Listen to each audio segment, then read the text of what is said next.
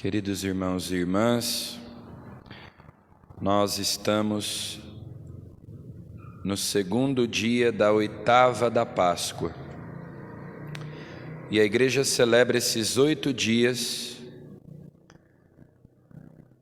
como se fossem um só dia, o dia da Páscoa. Por isso, durante toda esta semana, na antífona da aclamação ao Evangelho, nós repetimos o versículo 24 do Salmo 117.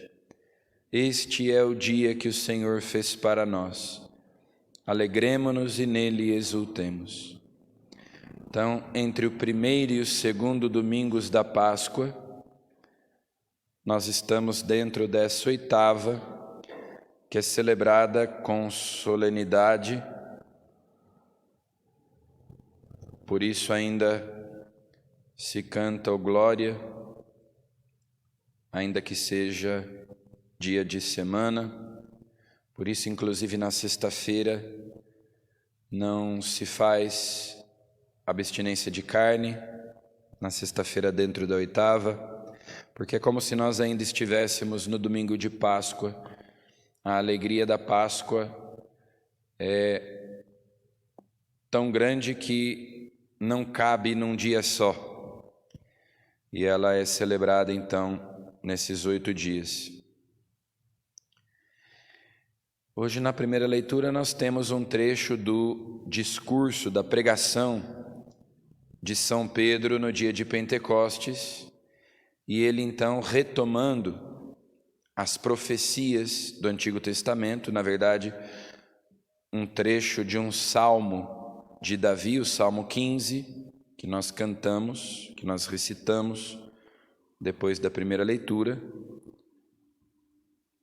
Pedro interpreta o fato da ressurreição de Jesus a partir desse salmo, dizendo que se tratava de uma palavra profética que dizia respeito à ressurreição de Jesus.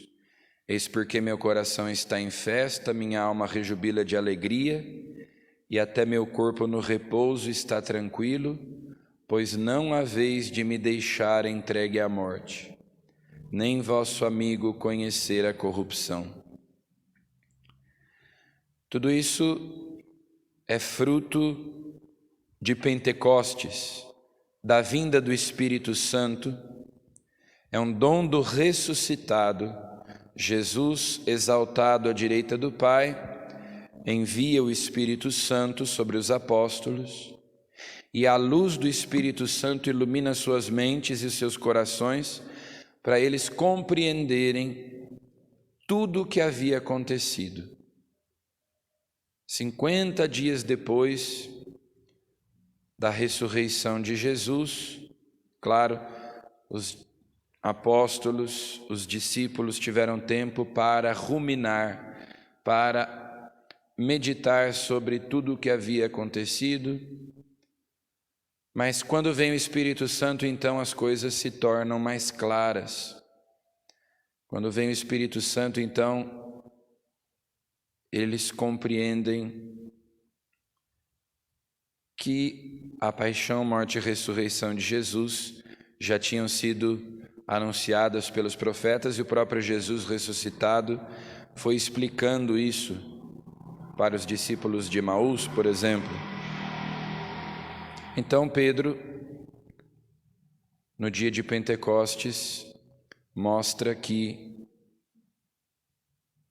com a vinda do Espírito Santo se inaugura um novo tempo na história da salvação, que é o tempo da Igreja, o tempo em que Cristo vive e age na sua Igreja e por meio da sua Igreja. E no Evangelho nós temos o diálogo de Jesus com as mulheres que foram ao túmulo, foram ao sepulcro, o encontraram vazio e saíram correndo com medo, mas cheias de alegria, e se encontram com Jesus no meio do caminho, enquanto elas estão se dirigindo ao cenáculo para comunicar aos apóstolos o acontecido. E como de costume, a primeira palavra de Jesus é: não tenhais medo, ide anunciar aos meus irmãos. Já vem esse mandato apostólico dirigido às mulheres, ide anunciar. É o que a igreja fará depois, a partir de Pentecostes até hoje. A igreja tem essa missão de Jesus: ide anunciar aos meus irmãos.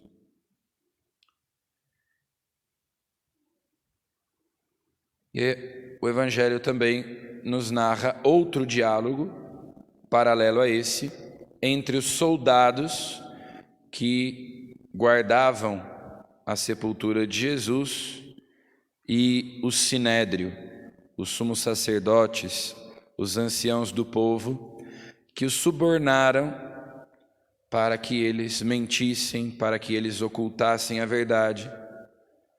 Então nós temos aqui aquilo que Simeão tinha dito, que Jesus seria sinal de contradição. Nós temos aqui essa grande contradição. As mulheres e os soldados foram testemunhas da ressurreição. Aliás, os soldados estavam ali quando houve aquele tremor de terra e eles caíram por terra no momento da ressurreição de Jesus, como que desmaiados. Também os soldados foram testemunhas da ressurreição, mas não acreditaram, foram comprados, o seu silêncio foi comprado e, em troca de dinheiro, mentiram, dizendo que os discípulos de Jesus tinham roubado o seu corpo. Então, até aqui, Jesus é sinal de contradição. Os soldados fizeram certa experiência da ressurreição, mas não creram no ressuscitado. Diante de Jesus ressuscitado, diante dos sinais da ressurreição, nós temos sempre essa escolha de aderir pela fé ou de rejeitar a verdade e permanecer na mentira, de rejeitar o amor e permanecer no ódio, de rejeitar a vida e permanecer na morte, de rejeitar a graça e permanecer no pecado.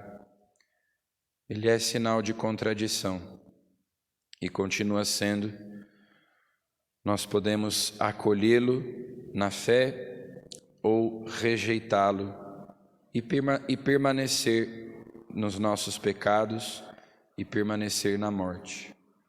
Então peçamos a Ele o dom da fé para crer, e com a fé então nós podemos tocar em Jesus ressuscitado e sermos tocados por Ele. Amém.